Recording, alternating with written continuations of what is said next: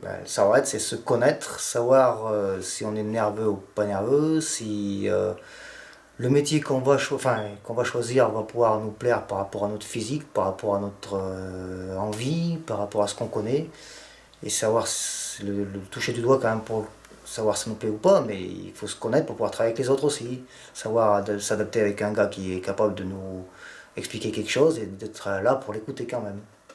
Donc il faut savoir se connaître pour faire un métier. Ben, motivé, il faut savoir que, on parlait direct, hein, un salaire, ça va derrière le travail. À la base, c'était je travaille puis j'ai un salaire. Donc la motivation d'aujourd'hui, c'était bien le salaire par rapport à ce qu'on va faire. Sauf que la motivation, c'est quand même du plaisir.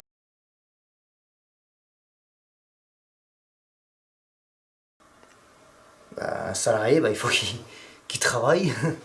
Le deuxième truc que je veux, moi, c'est qu'il contente le client. C'est même pas moi qui dois contenter le salarié. Parce que moi, je suis intermédiaire, hein, et lui, il veut travailler, donc il faut que quelqu'un trouve du travail. Le client, c'est lui qui demande ce qu'il a besoin, donc il faut que moi, le salarié, il faut qu'à la fin, il contente le client.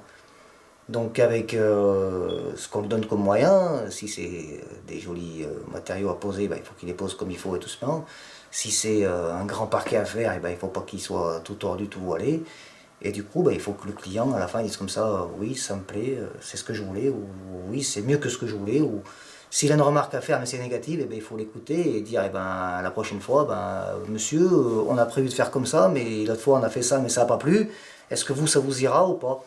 Il faut quand même communiquer, même avec le client en direct, ou avec un architecte en direct, ou avec le voisin qui est à côté, ou le plombier qui va passer un tuyau sous le parquet, ou donc il faut que l'ouvrier il soit quand même communicatif et on est rarement tout seul sur un chantier, donc on n'a pas bien le temps de s'ennuyer non plus, quoi. On n'est pas forcément toujours monotone. Il faut que le client soit content et que l'ouvrier soit content aussi. Les deux doivent être en phase.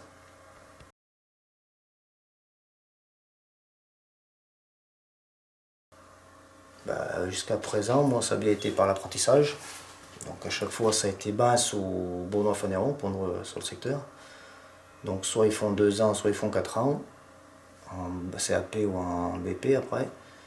Après, s'ils ont envie de rester, ben, ils restent. Ceux qui, il y en a que ça va pas plus, ils ont fait leurs 2 ans, ben, ils ont changé de métier. Il y en a qui sont partis en boucherie, il y en a qui sont partis routiers, il y en a qui sont partis différemment. Ceux qui ont été bons, bon, on les a gardés. Il y en a un qui a changé d'entreprise au bout de 5 ans, l'autre, eh ben, il reste par là. Il est encore là pendant je sais pas combien de temps, mais ça fait déjà 7 ans 5 ans qu'il est là.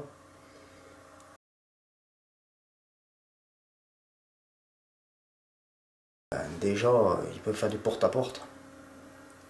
Le gars qui se présente dans la boîte, qui vient voir, je veux faire ça, ça me parle, qu'est-ce qu'il existe, qu'est-ce qu'il fait, il demande ce qu'il veut.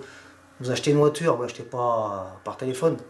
Donc on va acheter une voiture, on va voir si elle a 4 pneus, si elle a bien des bons sièges, s'ils sont à la hauteur, si elle a la clim, s'il n'y a pas la clim. Donc le gars il se déplace pour acheter une voiture, bah, le gars et la voiture il l'aura pendant 10 ans. Le boulot il l'a pendant 10 ans aussi s'il veut. Donc le gars il fait son porte-à-porte, voir telle menuiserie, telle charpente, telle plomberie, telle... Et du coup, en s'apercevant de l'entreprise, du dépôt ou pas de dépôt, des véhicules ou tout, il va dire un peu mieux si le gars il roule en Mercedes ou s'il roule avec des petites Citroën basiques de chevaux. Ça peut lui faire des envies ou pas aussi, c'est pareil, hein.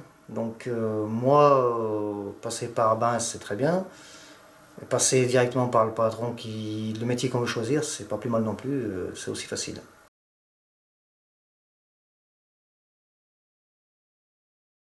La compétence, de toute façon, elle s'apprend. On n'a pas, à part un gars qui est inné, qui a vraiment un talent tout seul, c'est rare. Donc la compétence, ça s'apprend en gardant le feeling de voir qu'on doit faire plaisir aux clients et aux patrons. Par contre, la compétence, elle n'est pas forcément éternelle parce que comme les matériaux changent tous les 3 4 ans, c'est un roulement qui va toujours tenir à jour en essayant les nouveaux matériaux, en essayant les nouvelles techniques. Donc un gars qui est compétent, c'est un gars qui évolue, c'est un gars qui qui bouge toujours autant dans sa tête que dans ses doigts, que dans les matériaux qu'il utilise, qu'on lui propose, ou peut demander à son patron de lui mettre. Hein. Moi, il y a certaines fois, il me dit on va essayer ça parce que j'ai vu ça dans l'internet, ça peut exister. Et ben on s'y lance, et puis si on trouve un chantier qui va avec, ça marche. Hein.